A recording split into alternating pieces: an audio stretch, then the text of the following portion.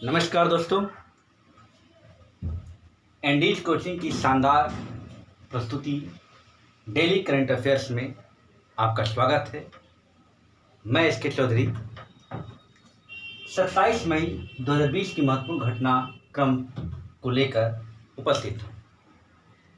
इसमें कुछ महत्वपूर्ण घटनाक्रम हैं जिन्हें हम पॉइंट वाइज देखेंगे। पहले सबसे पहला घटनाक्रम है आईना। ये क्या है, इस पे हम लोग चर्चा करेंगे। दूसरा महत्वपूर्ण घटनाक्रम है जिंजा। ये युगांडा का एक स्थल है, ये चर्चा में क्यों, इसको देखेंगे। तीसरा है AR-500C, ये क्या है। और इसके बाद है गलवान वैली। ये अभी बहुत महत्वपूर्ण है क्योंकि अभी आपको पता है कि भारत और चाइना बॉर्डर पे काफ़ी टेंशन का माहौल बना हुआ है। उस टेंशन की वजह से गलवान वैली भी चर्चा में आया है। मेजर सुमन गवानी, ये क्यों चर्चा में है, इनके बारे में भी चर्चा हम लोग देखेंगे। फिर विश्व स्वास्थ्य संगठन WHO और अंतर्राष्ट्रीय ओलंपिक समिति के बीच एक समझौता हुआ है। और एक चंबा सुरंग, ये क्यों चर्चा में, इसको हम लोग देखेंगे। वेलन कन्नी तमिलनाडु में एक स्थान है, एक तीर्थ स्थल है, बहुत ही फेमस तीर्थ स्थल है। अभी हाल में क्यों चर्चा में, इसको हम लोग देखेंगे। कोई नहीं होगा बेरोजगार, सबको मिलेगा रोजगार योजना, मध्य प्रदेश सरकार की देन है, इस पर हम चर्चा करेंगे। और सैनिकों के लिए निःशुल्क बस सेवा शुभारंभ करने वाला राज्य बना है राजस्थान। तो इन महत्वपूर्ण करंट अफेयर पे हम लोग चर्चा करेंगे। चलिए आते हैं। सबसे पहले आईना क्या है। आईना एक एप्लीकेशन है, कृत्रिम बुद्धिमत्ता पे आधारित उपस्थिति दर्ज करने वाला एप्लीकेशन है, जिसे DRDO ने विकसित किया है। अब एक कृत्रिम बुद्धिमत्ता पर आधारित उपस्थिति दर्ज करने वाला एप्लीकेशन है, इसका क्या मतलब। जैसे कोविड-19 महामारी में सोशल डिस्टेंसिंग का पालन करना अनिवार्य है। इससे पहले हम लोग उपस्थिति दर्ज करने के लिए बायोमेट्रिक का प्रयोग करते थे, यानी कहने के बॉडी कांटेक्ट होता था। अभी क्या, बिना किसी कांटेक्ट के इस एप्लीकेशन के माध्यम से सिर्फ चेहरे की स्कैनिंग करके ये सत्यापित कर लिया जाएगा कि हम उसी व्यक्ति को उपस्थिति दर्ज कर रहे हैं जिसकी उपस्थिति करना अनिवार्य है। यानी चेहरे की स्कैनिंग के माध्यम से सत्यापित करके उपस्थिति दर्ज करने वाला एप्लीकेशन है। इसको DRDO ने विकसित किया है। DRDO के प्रमुख कौन है इस समय, G सतीश रेड्डी, स्थापना 1958 में हुई। तो महत्वपूर्ण है। कृत्रिम बुद्धिमत्ता क्या है, यानी जैसे मानव बौद्धिक क्षमताओं का अगर विकास हम किसी प्रोग्रामिंग के माध्यम से किसी मशीन या कंप्यूटर में कर देना, तो उसी को हम कृत्रिम बुद्धिमत्ता कहते हैं। ठीक है, ओके। अब आते हैं दूसरा प्रश्न, जिनजा। ये क्या है। ये युगांडा का एक प्रमुख स्थल है, जगह है, जहाँ पे भारत सरकार के माध्यम से, भारतीय सैन्य बल के माध्यम से एक सैन्य युद्ध खेल केंद्र स्थापित किया जा रहा है। सैन्य युद्ध खेल केंद्र की स्थापना की जाएगी इस जगह पे, इसलिए काफी चर्चा में। बस यही पूछेगा कि जिंजा हाल ही में चर्चा में क्यों था, तो इसलिए चर्चा में था कि यहाँ पे भारत सरकार द्वारा एक सैन्य युद्ध खेल केंद्र की स्थापना की जा रही है। चलिए नेक्स्ट आते हैं। तीसरा प्रश्न है AR-500C। ये क्या है। AR-500C ये चीन का पहला मानव रहित ड्रोन हेलीकॉप्टर है। ध्यान दीजिएगा, चीन का पहला मानव रहित ड्रोन हेलीकॉप्टर है, जिसका भी हाल ही में परीक्षण किया चाइना ने, इसलिए चर्चा में। उसका नाम ये है AR-500C।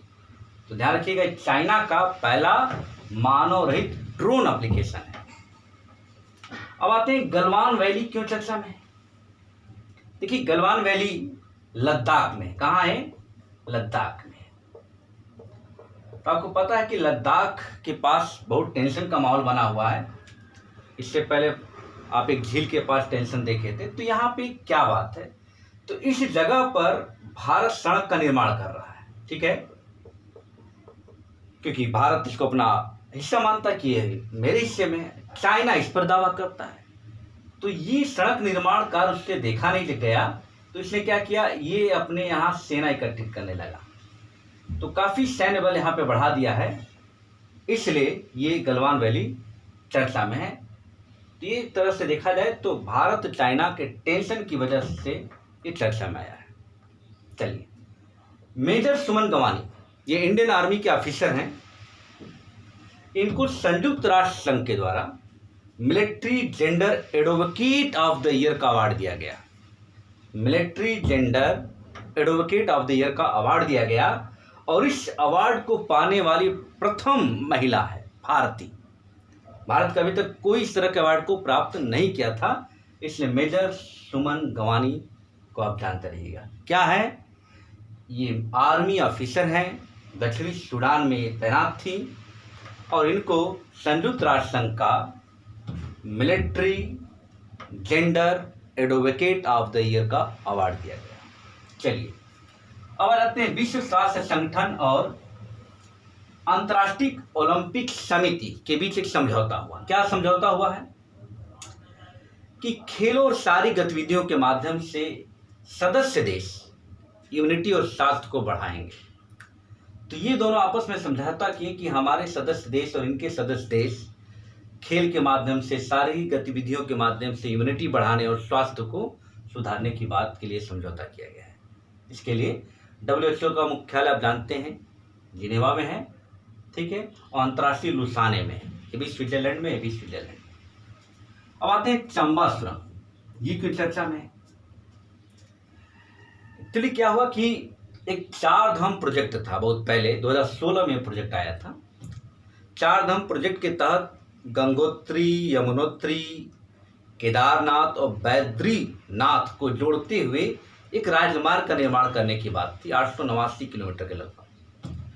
उसी का एक हिस्सा है चंबा सुरंग का निर्माण करना।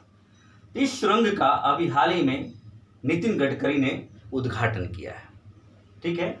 ये 440 किलोमीटर लंबी सुरंग है, 440 किलोमीटर लंबी सुरंग है। ये घोड़े की नाल के आकार का सुरंग है, ठीक है ना। तो यहाँ से भी रवाना किया गया है, उसी का उद्घाटन किए हैं चंबा सुरंग से नितिन गडकरी। एक और महत्वपूर्ण बात इसके बारे में जान लीजिएगा कि चंबा सुरंग जो है नेशनल हाईवे 94 पर स्थित है। ये नेशनल हाईवे 94 क्या है, ऋषिकेश और गंगोत्री वाला जो राजमार्ग है उसी को हम लोग नेशनल हाईवे 94 कहते हैं। तो चंबा सुरंग का संबंध इसी राजमार्ग से है। ये चर्चा में इसलिए आया है कि इसका अभी हाल ही में उद्घाटन किया गया है। इस सुरंग के माध्यम से इसको अभी लोगों के लिए अक्टूबर में खोला जाएगा। चलिए, नेक्स्ट आते हैं वेलन कन्नी। ये क्या है, तमिलनाडु का एक तीर्थ स्थल है, बहुत ही पवित्र तीर्थ स्थल है। वेटिकन सिटी के पोप तो इसको एक पवित्र स्थल घोषित कर चुके हैं। लेकिन चर्चा की वजह इस समय इसलिए है कि यहाँ पे एक फ्रेश वाटर फिश की प्रजाति पाई गई है, की खोज की गई है। उस प्रजाति का नाम है पुंटियस सैंक्टस। नाम रखिएगा, याद रखिएगा, पुंटियस सैंक्टस। ये वेलनकल्ली में फ्रेश वाटर फिश की एक नई प्रजाति की खोज की गई, ठीक है। अब आते हैं नेक्स्ट, कोई नहीं होगा बेरोजगार, सबको मिलेगा रोजगार कार्यक्रम मध्य प्रदेश सरकार ने लेकर आया है। विशेषकर श्रमिकों के लिए यहाँ पे जो मनरेगा जॉब कार्ड के माध्यम से सबको रोजगार देने की बात की जाएगी। तो ऐसे पूछा जा सकता है कि कोई नहीं होगा बेरोजगार, सबको मिलेगा रोजगार योजना किस राज्य सरकार ने प्रारंभ किया है, तो मध्य प्रदेश सरकार ने। नेक्स्ट है, सैनिकों के लिए निःशुल्क बस सेवा का शुभारंभ अभी हाल ही में किसने किया है, तो राजस्थान की सरकार ने किया है। तो डायरेक्ट ऐसे पूछेगा कि किस राज्य सरकार ने सैनिकों के लिए निःशुल्क बस सेवा का शुभारंभ किया है, तो वह है राजस्थान। ये कुछ महत्वपूर्ण करंट अफेयर्स थे, एक बार रिकॉल कर लीजिए। चलिए, सबसे पहले आईना क्या है? कृत्रिम बुद्धिमत्ता पर आधारित उपस्थिति दर्ज करने वाला एप्लीकेशन। किसने विकसित किया है? DRDO द्वारा। जिंजा क्या है? ये युगांडा के एक स्थल है जहां पर भारत के द्वारा युद्ध सैन्य खेल केंद्र स्थापित करने की बात की गई। AR-500C क्या है? चाइना का पहला मानव रहित ड्रोन हेलीकॉप्टर है। गलवान वैली क्या लद्दाख में है? चीन और भारत के टेंशन की वजह से चर्चा में आया। मेजर सुमन गवानी क्या है? इंडियन आर्मी ऑफिसर हैं जिन्हें संयुक्त राष्ट्र का military gender advocate of the year का अवार्ड पाई है। ये इस अवार्ड को पाने वाली भारत की प्रथम महिला है। विश्व स्वास्थ्य संगठन और अंतर्राष्ट्रीय ओलंपिक समिति ने खेलों शारीरिक गतिविधियों के माध्यम से स्वास्थ्य सुधार और इम्यूनिटी बढ़ाने पर समझौता किया है। चंबा सुरंग 440 किलोमीटर लंबी सुरंग है। ये नेशनल हाईवे 94 पर स्थित है। ये 4 धाम प्रोजेक्ट के तहत इस सुरंग का निर्माण किया गया है। इसका भी शुभारंभ किया गया है। वेलंकल्ली तमिलनाडु का एक तीर्थ स्थल है। ध्यान रखिएगा, ये तीर्थ स्थल है और इस समय चर्चा में था कि यहाँ फ्रेश वाटर फिश की एक नई प्रजाति पुटियन सैंक्टस की खोज की गई। कोई नहीं होगा बेरोजगार, सबको मिलेगा रोजगार कार्यक्रम मध्य प्रदेश सरकार द्वारा चला गया।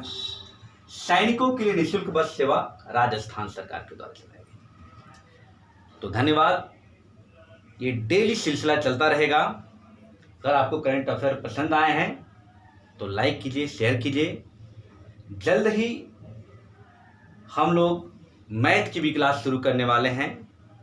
BO के बच्चे, चाहे सुपर टेट के बच्चे हैं, चाहे PCSC सेट के बच्चे हैं, उन सभी के लिए BO का भी मैथ शुरू होगा 1 जून से। धन्यवाद।